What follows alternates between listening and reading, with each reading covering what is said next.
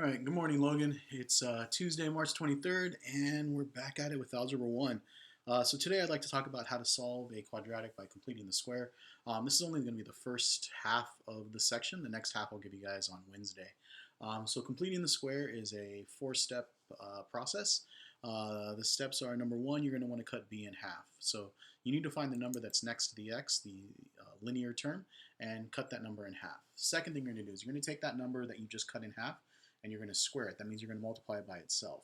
The third thing you're going to do is you're going to add that to the original binomial so that you now have this new trinomial. And then the last thing I'm going to ask that you guys do is you're going to factor that.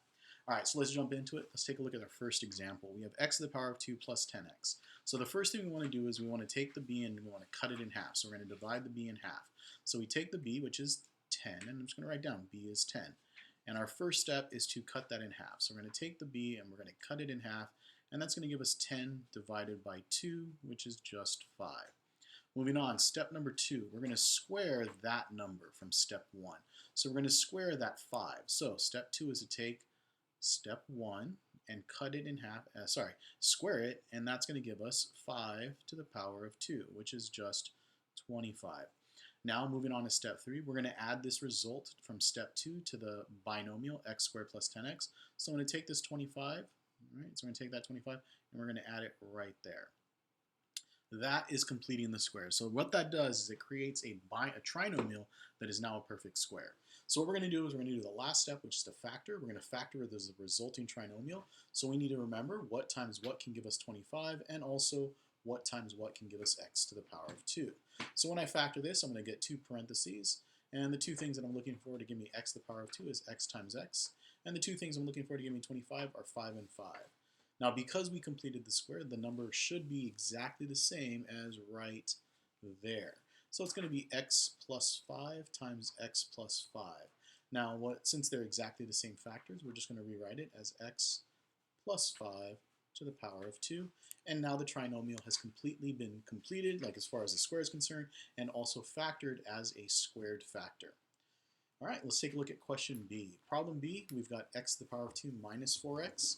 First step, find out what b is and cut it in half. In this problem, b is negative 4. So we're going to take the negative 4 and we're going to cut it in half. This is going to give us negative 4 over 2, or just negative 2. We're going to take the result, all right, so step number 2 is to take the result and square it. So we're going to take that b divided by 2 and we're going to square it. This gives us negative 2 to the power of 2, which is just 4. Negative 2 times negative 2 is 4. Now this number right here, step 3 says to take this number and add it to the binomial. So we're going to add it right there. And this gives us x to the power of 2 minus 4x plus 4. Our last step is to factor the resulting trinomial. So we need to think of two things that give us x to the power of 2. That'll be x times x. So we're going to write x in parentheses and x in parentheses.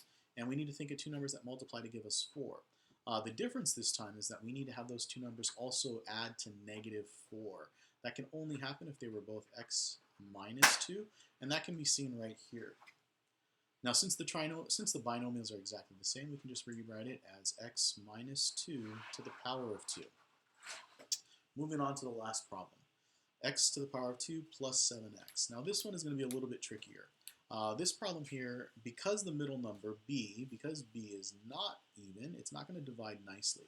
So you'll see what I mean right here. So we have b is equal to 7, and now we're going to cut that number in half. All right, side note, do not write this as a decimal. That's the worst thing you can do. It's going to get really messy if you write it as a decimal. Just write it as a fraction, 7 over 2. And then we're going to take that result, or the result from step 1, and we're going to square it. So we're going to take that b over 2, and we're going to square it. Now the b over 2 happens to just be 7 over 2. So we're going to go 7 over 2, and we're going to square that. Now when you square a fraction, it's as simple as squaring the top, 7 times 7, which is 49, and squaring the bottom, 2 times 2, which is 4. We're going to take this number, step 3, take this number, and add it to the trinomial. So we're going to say plus 49 over 4. And then our last step, step number 4, is to factor the result. Now, factoring a fraction, real complicated, but we're in luck. Because we completed the square, this thing right here is the factors of 49 over 4 that we want. So what that tells me is what I want to write down is what two things can give me the x to the power of 2. That's just going to be x times x, just like in the previous problems. And then the last thing is to figure out what's going to give us that 49 to the power 49 over 4. You're in luck. That's going to be 7 over 2 times 7 over 2. So I'm just going to write 7 over 2 and 7 over 2. Now to get 7 in the middle, you need to add those two numbers together to get positive 7. So I'm going to say x plus 7 over 2 and x plus 7 over 2. Now since the factors are the same, I'm just going to rewrite it as x plus 7 over 2 to the power of 2. And that's how you do these problems. So please complete the assignment. You're going to have 6 of these problems here. 2 of them are going to look like problem C, but the rest should look like problems A and B. If you have any questions, go ahead and email or text me. You can also hit me up on Google Classroom, and I'll talk to you guys on Wednesday. Have a good day.